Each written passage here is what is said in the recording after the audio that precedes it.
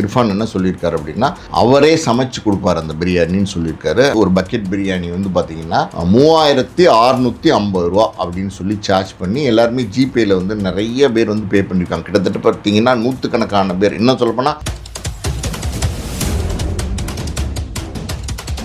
தொப்புள் கொடியை டாக்டர் தான் வெட்டணும், ஆனால் இவர் வெட்டி அதை ஒரு வீடியோ எடுத்து போட்டார். இர்ஃபானுக்கு வந்து ஒரு வியூஸ் பைத்தியம் வந்துருச்சு, பிஸ்னஸ் கால்குலேஷன் அது வந்து ஜாஸ்தி ஆயிடுச்சு இர்ஃபானுக்கு. அதனால் என்ன பண்ண ஆரம்பிச்சார்,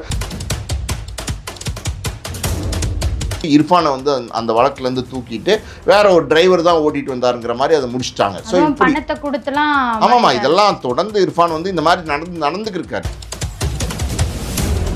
இர்ஃபான் பிரியாணி கொடுக்குறாரு பக்ரீத்துக்குன்னொன்னே 3650 ரூபா பணம் ஜாஸ்தியாக இருந்தாலும் பரவாயில்லன்னு போய் வாங்கினாங்க. இப்போ இர்ஃபான் மேலே ஒரு நம்பிக்கை வச்சாங்கல்ல, அந்த நம்பிக்கைக்கு இர்ஃபான் வந்து செய்கிற ஒவ்வொரு தவறும் செஞ்சுட்டு உடனே அந்த வீடியோ தூக்கிடுவார். மன்னிப்பு ஒரு வீடியோ போடுவார், தெரியாமல் செஞ்ச மனுஷன், தெரியாமல் செஞ்சுட்டே மன்னிச்சிருங்க, தெரியாமல் செஞ்சுட்டே மன்னிச்சுங்கிறது.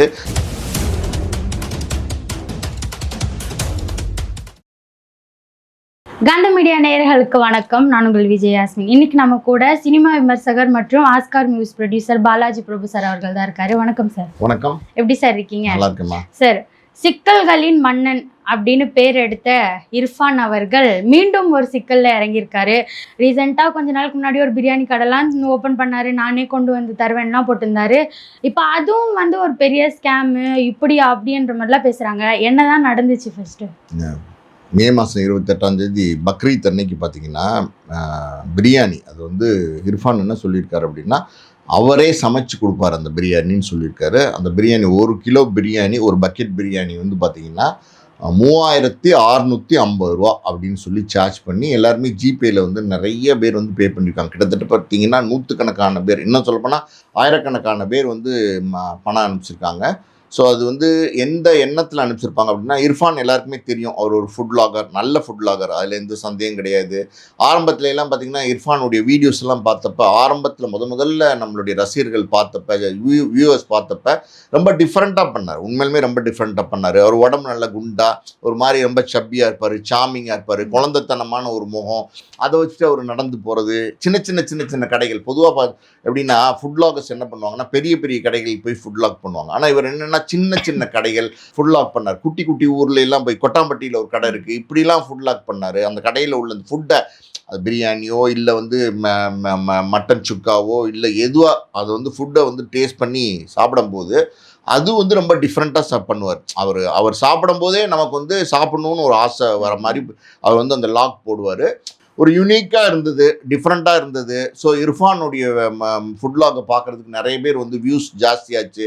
நிறைய பேர் இர்ஃபான் ஒரு ஒரு ஹோட்டலை பற்றி ஃபுட் வ்ளாக் போட்டார், அந்த ஹோட்டலை பற்றி ரிவ்யூ பண்ணார் அப்படின்னா, அந்த ஹோட்டலில் போய் நம்ம சாப்பிடணும் அப்படின்னு சொல்லி பல பேர் வந்து அந்த ஹோட்டல் எங்கே இருக்குன்னு கூகுள்லாம் தேடி போய் சாப்பிட்டு சூப்பராக இருக்குது அப்படின்னு அவருடைய வீடியோக்குள்ளேயே ரிவ்யூலாம் போடுவாங்க, அந்த ஹோட்டலை பற்றி ரிவ்யூலாம் போடுவாங்க. இதெல்லாம் நடந்தது. அதுக்கப்புறம் ஒரு காலகட்டத்துக்கு அப்புறம் என்னாச்சுன்னா, இர்ஃபானுடைய வீடியோஸ் எல்லாம் பயங்கரமாக வந்து போக ஆரம்பிச்சிச்சு.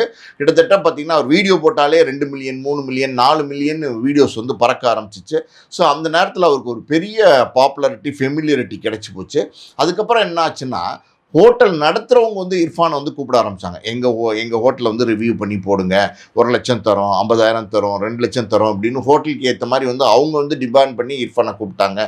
அங்கே இர்ஃபான் ஒரு உதாரணத்துக்கு சொல்கிறேன், ஏதோ தூத்துக்குடியில் ஒரு ஹோட்டலில் கூப்பிட்றாங்க அப்படின்னா, இங்கேருந்து பார்த்தீங்கன்னா இர்ஃபான் போகிற travel charge, stay, accommodation, food எல்லாமே கொடுத்து இர்ஃபானுக்கு பணமும் கொடுத்து வீடியோ போட ஆரம்பித்தாங்க. ஸோ அங்கே தான் வந்து என்னாச்சுன்னா இர்ஃபானுடைய அந்த ரேட்டிங் இருக்குது பார்த்தீங்களா, அது மிஸ் ஆக ஆரம்பிச்சிச்சு. நீங்கள் பணம் கொடுத்து போகிற ஹோட்டல்லாம் போய் பணம் வாங்கிட்டு போய் ரிவ்யூ பண்ணும்போது அந்த இடத்துல பார்த்தீங்கன்னா பழைய காலத்தில் என்னாச்சுன்னா, இர்ஃபான் வந்து போய் சாப்பிட்டு அது காசு கொடுத்து ரிவ்யூ பண்ணி போட்டுட்டு இருந்தார். ஆனால் இப்போ இர்ஃபானுக்கு எல்லாமே ஃப்ரீயாக கொடுக்க ஆரம்பித்தாங்க. போய் ஹோட்டல் ரிவ்யூ பண்ணார். ஸோ அந்த ஹோட்டலுடைய டேஸ்ட்டு, குவாலிட்டி, ஹைஜீனிக்னஸ் எதுவுமே வந்து பெருசாக இல்லாத பல ஹோட்டலில் மணி மைண்டடாக, அதாவது பணம் சம்பாதிக்கணும், சரியான ஒரு பிஸ்னஸ் அப்படிங்கிற ஒரு கால்குலேஷனில் பண்ணார். முதல்ல என்ன பண்ணார், நல்ல நல்ல ஃபுட்டை டேஸ்ட் பண்ணி மக்களுக்கு வந்து இந்த ஃபுட்டெல்லாம் எக்ஸ்ப்ளாய்ட் பண்ணணும், இந்த ஹோட்டல்லாம் தெரியப்படுத்தணும் அப்படின்னு நினச்சாரு. ஆனால் அதுக்கப்புறம் என்ன பண்ணார், பணத்துக்காண்டி போய் டேஸ்ட் இல்லாத ஹோட்டலு, குவாலிட்டி இல்லாத ஹோட்டலு, இந்த மாதிரி போய் சாப்பிட ஆரம்பித்து ரிவ்யூ போட்டார். அங்கே வந்து மக்கள் தேடி போனாங்க. அதே மாதிரி இர்ஃபான் சொல்கிறாரு நல்லாயிருக்கும் அப்படின்னு தேடி போனப்போ அங்கே அவங்க வந்து ரொம்ப எப்படி சொல்கிறது டிசப்பாயின்மெண்ட் ஆனாங்க. என்னடா இப்படி போட்டிருக்காரு, இர்ஃபான் வீடியோ போட்டு நம்பி வந்தோமே அப்படின்லாம் பேச ஆரம்பித்தாங்க. இதுதான் இர்ஃபானுக்கு ஒரு டவுன்ஃபால். ஸோ இப்படி தொடர்ந்து வந்து இர்ஃபான் வந்து பண்ணிட்டு இருக்கிற இந்த காலகட்டங்கள் நிறைய சர்ச்சைகள் இதுக்கு முன்னாடி மாட்டினார். உங்களுக்கு தெரியும், ஆல்ரெடி வந்து பார்த்தீங்கன்னா இந்த அவருடைய குழந்தை உண்டா இருக்கும்போது என்ன ஆனா பெண்ணாங்கிறத பற்றி தெரிஞ்சுக்கிட்டு வந்து இங்கே வந்து ரிவீல் பண்ணார். இன்னொரு பக்கம் பார்த்தீங்கன்னா தொப்புள் கொடியை வந்து வெட்டினார். தொப்புள் கொடியை டாக்டர் தான் வெட்டணும், ஆனால் இவர் வெட்டி அதை ஒரு வீடியோ எடுத்து போட்டார். இர்ஃபானுக்கு வந்து ஒரு வியூஸ் பைத்தியம் வந்துருச்சு, பிஸ்னஸ் கால்குலேஷன் அது வந்து ஜாஸ்தி ஆயிடுச்சு இர்ஃபானுக்கு. அதனால என்ன பண்ண ஆரம்பிச்சார், இந்த மாதிரி எல்லாத்தையுமே வீடியோ போட ஆரம்பிச்சார். ஸோ இந்த மாதிரி தொடர்ந்து செஞ்சுட்டு இருந்தார். ஒரு எனக்கு தெரிஞ்ச இந்த காட்டாங்குளத்தூர் SRM காலேஜ் கைத்தாப்புல ஒரு நாள் இரவு வந்து வேகமாக காரை எடுத்துட்டு வந்து ஒரு துப்புரவு தொழிலாளி ஒரு பெண்மணியை வந்து பார்த்தீங்கன்னா மோதி அந்தம்மா வந்து உடனே ஸ்பாட்ல இறந்துட்டாங்க. ஆனால் அன்னைக்கு வண்டி ஓட்டிட்டு வந்தது அங்கே இருந்தவங்கெல்லாம், அந்த கார் ஒரு ஆக்சிடென்ட் ஆச்சா சுற்றி நிற்பாங்கல்ல, அவங்களாம் என்ன சொன்னாங்க அப்படின்னா இர்ஃபான் தான் அந்த வண்டியை ஓட்டிட்டு வந்தாருன்னு சொன்னாங்க. ஆனாலும் அன்னைக்கு வந்து பார்த்தீங்கன்னா அந்த இடத்துல சிசிடிவி இல்லை, அது இல்லை, இது இல்லை, இர்ஃபான் வண்டி ஓட்டிட்டு வரல அப்படின்னு சொல்லிட்டு இர்ஃபானை வந்து அந்த வழக்குலேருந்து தூக்கிட்டு வேற ஒரு டிரைவர் தான் ஓட்டிட்டு வந்தாருங்கிற மாதிரி அதை முடிச்சிட்டாங்க. ஸோ பணத்தை கொடுத்துலாம் ஆமாம்மா, இதெல்லாம் தொடர்ந்து இர்ஃபான் வந்து இந்த மாதிரி நடக்கிறார். ஒரு ஒரு ஒரு வருஷத்துக்கு முன்னாடி பார்த்தீங்கன்னா ரம்ஜான் டைம்னு நினைக்கிறேன், இப்போ ஏதோ ஒரு 30 ரூபா சேலை, அப்புறம் ஒரு 20 ரூபா ஒரு துண்டு, அப்புறம் ஒரு ஏதோ ஒரு சாப்பாடு பொட்டலம், இதெல்லாம் வந்து வச்சுக்கிட்டு பார்த்தீங்கன்னா காரில் உட்காந்துக்கிட்டு அந்த ஏழை மக்களை மதிக்காம அவங்க இனாம் வாங்க வந்தவங்க தான், அவங்களுக்கு அது தேவைன்னு தான் வந்திருக்கிறாங்க. ஆனால் நீங்கள் இனாம் கொடுத்தா கூட மற்றவர்களை நீங்கள் மதிக்கணும். நீங்கள் அந்த ஒரு உதவி செய்கிறீங்கன்னு வச்சுக்கோங்களேன், நீங்கள் கொடுக்குற உதவி வாங்குறவங்களுடைய முகத்தில் பிரதிபலிக்கும், அது உங்கள் முகத்தில் பிரதிபலிக்கணும். அப்போ தான் அந்த உதவி வந்து நல்ல உதவியாக இருக்கும். ஸோ அப்படிலாம் இல்லாமல் பார்த்தீங்கன்னா கையை தொடாத, எல்லாரும் க்யூவில் தானே நிற்பீங்க, வெயிட் பண்ணுங்க, நான் தரமாட்டேனா, எல்லாருக்கும் தானே தரேன்றேன், அதுன்னு என்ன பண்ணிக்கிட்டு இருக்கேன், தள்ளு நீ வரிசையில் வா, என்ன என் கையை தொடுற அப்படிலாம் ஒரு மாதிரி பண்ணி வீடியோஸ் போட்டார். அதையும் வீடியோஸ் போட்டார்.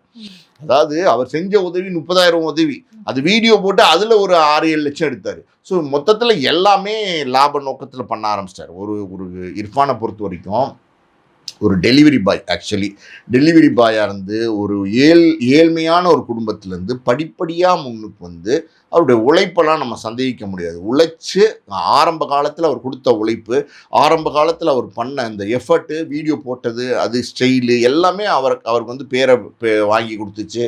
கஷ்டப்பட்டு முன்னுக்கு வந்தார். இவ்வளோ பெரிய பேர் சும்மா சாதாரணமாக வந்துடாது. வந்ததுக்கு அவருடைய உழைப்பு எல்லாமே அதில் இருக்குது. ஆனாலும் ஒரு காலகட்டத்தில் பணம், பேர், புகழ் எல்லாம் வந்ததுக்கப்புறம் இர்ஃபானுடைய மனநிலை மாற ஆரம்பிச்சிச்சு. அந்த வகையில் தான் பார்த்தீங்கன்னா இர்ஃபான் வந்து இப்போ சமீபத்தில் பக்ரீத் அன்னைக்கு மே 28 அது வந்து அவரே சமைக்கிறதா ஒரு வீடியோ போட்டு அதை பப்ளிசிட்டி பண்ணி அதன் மூலமாக வந்து இது வந்து கிடைக்காது, இது ஒரு லிமிட்டட் எடிஷன், கொஞ்சம் பேருக்கு தான் நான் கொடுக்க போகிறேன் அப்படின்லாம் சொல்லி நிறைய பேர்ட்ட காசை வாங்கி பிரியாணி விற்றுருக்கார். ஒரு டிஷர்ட்டு, ஒரு கைலி, ட்ரிப்ளிகேன் ஏரியாவில் ஏதோ ஒரு இடத்துல கடையில் நின்றுக்கிட்டு பிரியாணி அவரே பக்கெட்லாம் தூக்கி கொடுக்குறாரு, எல்லாம் பண்ணியிருக்காரு. ஆனால் அந்த பிரியாணி வாங்கிட்டு போகிற பக்கெட் இருக்குது பார்த்தீங்களா, அந்த பக்கெட்டு கூட குவாலிட்டி கிடையாது. ஒரு கிலோ பிரியாணி அந்த வீட்டில் ஒரு ஃபுட் லாகர் வந்து அதை ஓப்பன் பண்ணி அதை ரிவ்யூ பண்ணியிருக்காரு. இர்ஃபானுடைய பக்ரீத் அன்னைக்கு விற்ற பிரியாணி 3650 ரூபாய்க்கு, அது ஒர்த் இல்லையா, பிரியாணி டேஸ்ட்டாக இருந்துச்சா இல்லையா அப்படிங்கிற மாதிரி ஒரு ஃபுட் லாகர் வந்து ரிவ்யூ பண்ணியிருக்காரு. அவர் வந்து அப்படியே அந்த கொட்டுறாரு, அந்த ஓப்பன் பண்ணுறாரு. ஓப்பன் பண்ணால் முக்கால்வாசி தான் வந்து உணவு இருக்குது, அதாவது பிரியாணி இருக்குது, கால்வாசி எம்டியாக இருக்குது. அதை முதல்ல காட்டுறாரு. அதுக்கப்புறம் அது கொட்டி எல்லாம் பார்த்தா அதில் வந்து பீஸுன்னு சொல்லுவாங்கள்ல, 1.5 கிலோ கறி இருக்குன்னு சொல்லியிருக்காரு, ஆட்டுக்கறி. ஆனால் அங்கே எவ்வளோ இருந்திருக்குன்னா குட்டி குட்டி பீஸாக ஒரு 7-8 பீஸ் இருந்திருக்கு. அது மொத்தமாக எடை போட்டு பார்த்தா கூட, அது எடை மிஷின்லாம் வச்சு எடை போடுறாரு, எடை போட்டு பார்த்தா கூட அது வந்து ஒரு 500லேருந்து 600 கிராம் தான் இருக்கும் அப்படிங்கிறாங்க. ஸோ 1.5 கிலோ கறி போட்டு 1 கிலோ பிரியாணி நல்ல குவாலிட்டியோட டேஸ்ட்டாக ரொம்ப ஹைஜீனிக்காக கொடுப்பேன்னு சொன்னவர் அது மாதிரி அவர் கொடுக்கல. அது இல்லாமல் பார்த்தீங்கன்னா பிரியாணியோட கொடுத்தது ஒரு தயிர் பச்சடி, ஒரு கத்திரிக்காய் சட்னி, ஒரு ஸ்வீட்டு, பிரெட் அல்வா, சின்ன பாக்ஸில் அவ்வளோதான் வந்து பண்ணியிருக்காரு. இது வந்து பார்த்தீங்கன்னா இதுக்கு 3600 650 ரூபா தேவையே கிடையாது. இதுக்கு என்ன செலவாயிருக்கும், ஒரு 1/2 கிலோ கறி அப்படின்னா என்ன ஆயிருக்கும், ஒரு 500 ரூபா ஆயிருக்கும். ரைஸு இந்த ஸ்வீட்டு எல்லாம் சேர்த்தா கூட ஒரு 600-700 ரூபா, மொத்தம் ஒரு 800 ரூபா கூட ஆயிருக்காது. ஸோ ஒரு 800 ரூபா பெருமானம் உள்ள ஒரு பொருளை கொடுத்துட்டு 3600 ரூபா வாங்கி 3000 ரூபா லாபம் பார்க்கறதுங்கிறது வியாபாரத்துக்கே சரி கிடையாது. வியாபாரங்கிறது லாபம் தான், அதில் ஒன்றும் எந்த சந்தேகம் கிடையாது. யாருமே வந்து வியாபாரத்தில் லாபம் வைக்காம பண்ண மாட்டாங்க. ஆனால் அந்த லாபத்தில் ஒரு நியாயம் வேணாமா, ஒரு தர்மம் வேணாமா? நம்ம அடாவடியாக சம்பாதிக்கிறதுன்னு இருக்குது பார்த்தீங்களா, அது செய்யக்கூடாது. அநியாயமாக சம்பாதிக்கிறார் அப்படின்றது செய்யக்கூடாது. யார் வாயிலையும் போய் விழுவக்கூடாது. அந்த மாதிரி பிரியாணி எல்லாமே பார்த்தீங்கன்னா ரொம்ப அண்டர் ரேட்டட், டேஸ்ட் நல்லா இல்லை, எதுவுமே நல்லா இல்லை. அதனால தான் வந்து எப்படின்னா எல்லாரும் வந்து இர்ஃபான் இன்னைக்கு வந்து மீடியாவில் வந்து பேசிகிட்டு இருக்காங்க. இன்றைக்கெல்லாம் எப்படின்னா தவறு செஞ்சால் சுட்டி காட்டுறதுக்கு எல்லாருமே ரெடியாக இருக்காங்க. இர்ஃபான் ஒரு பிரியாணி விற்றாரு, அது 3600 அவர் விலை நிர்ணயிச்சார். அவர் விலை நிர்ணயிச்சதை மக்கள் போய் வாங்கினாங்க. அதில் என்ன ஸ்கேம் இருக்குன்னு நீங்கள் கேட்கலாம். ஆனால் ஒரு பொருளுக்கான ஒரு விஷயம், அது காசுக்கான பொருள் இருக்குது பார்த்தீங்களா, அதை கொடுக்காம பண்ணுறதுங்கிறது ஒரு விதமான ஸ்கேம் தான். இது எப்படி நம்ம சொல்லலாம் அப்படின்னா, தீபாவளி நேரத்துல எல்லாம் பார்த்தீங்கன்னா நிறைய துண்டு சீட்டு வரும், நிறையா நம்ம வாட்ஸ்அப்பில் அட்வர்டைஸ்மெண்ட் வரும், நிறையா வந்து பார்த்திங்கன்னா பட்டாசு சிவகாசியிலேருந்து பார்த்தீங்கன்னா நாங்கள் நேரடியாக அனுப்புகிறோம், 20,000 ரூபா பட்டாசு வந்து உங்களுக்கு 4,000 ரூபாய்க்கு கொடுக்குறோம் அப்படின்னு சொல்லுவாங்க. நம்ம எல்லாருமே நம்ம மனநிலை என்னவா இருக்கும், 20,000 அந்த அதில் ஒரு லிஸ்ட் ஒன்று போட்டிருப்பாங்க. அது அந்த லிஸ்ட்டை பார்த்தீங்கன்னா ஏகப்பட்ட பட்டாசு இருக்கும். இது ஒன்று வாங்கினாலே குடும்பம் ஃபுல்லாக வெடிச்சிடலாம் போல அப்படின்னு சொல்லிட்டு அந்த 20,000 ரூபா பட்டாசு 4,000 ரூபாய்க்கு கொடுக்குறாங்கன்னு நம்ம உடனே எல்லாருமே ஜிபே பண்ணிடுவாங்க. ஜிபே வேறு வந்துருச்சு. இப்போ முந்தினா நீங்கள் எல்லாம் எப்படி கொண்டு போய் அனுப்புறது, எப்படி தேடுறது, மணி ஆர்டர் பண்ண எல்லாம் இருந்துச்சு. இப்போ யோசிக்கிறதுக்கே நேரம் இல்லை. நம்பர் டப்புன்னு போடுறாங்க, 4,000 ரூபாய் தட்டி விட்டுறாங்க. அது அங்கே போயிடுது, ஒரு ஸ்க்ரீன்ஷாட் அனுப்பிச்சிடுறாங்க, ஒரு அக்னாலஜ்மெண்ட் ரிசீவ்டுன்னு கொடுத்துட்றோம், வேலை முடிஞ்சிச்சு. எல்லாமே அப்படி தான் வாங்குறாங்க. நீங்கள் ராமேஸ்வரத்துலேருந்து உங்களுக்கு நல்ல கருவாடு வேணும் அப்படின்னா நிறைய பேர் விற்கிறாங்க, இப்போ வியாபாரங்கள் பண்ணுறாங்க.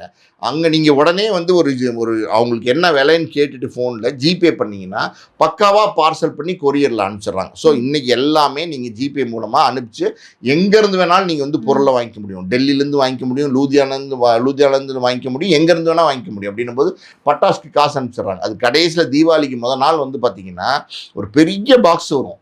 வருமா வராதான் டென்ஷன் பண்ணி ஒரு பாக்ஸ் வந்து அடுத்த நாள் தீபாவளினா சாயந்தரம் ஒரு 5 மணிக்கு வரும். ஒரு கொரியர் மாதிரி ஒருத்தன் வந்து சார் பார்சல்னு கொண்டு வந்து கொடுப்போம். அதை நீங்கள் பிரித்து அந்த பாக்ஸை பார்த்தா உங்களுக்கு மலைச்சு போகும், என்னடா இவ்வளோ பட்டாசு இருக்குது போல் அப்படின்னு. அது நீங்கள் பிரித்து பார்த்தீங்கன்னா அதில் வந்து எப்படி சொல்கிறது, 4,000 ரூபா உங்கள்கிட்ட வாங்கினான்ல, அதில் ஒரு 1,500 ரூபா கூட வந்து அதில் பொருள் இருக்காது.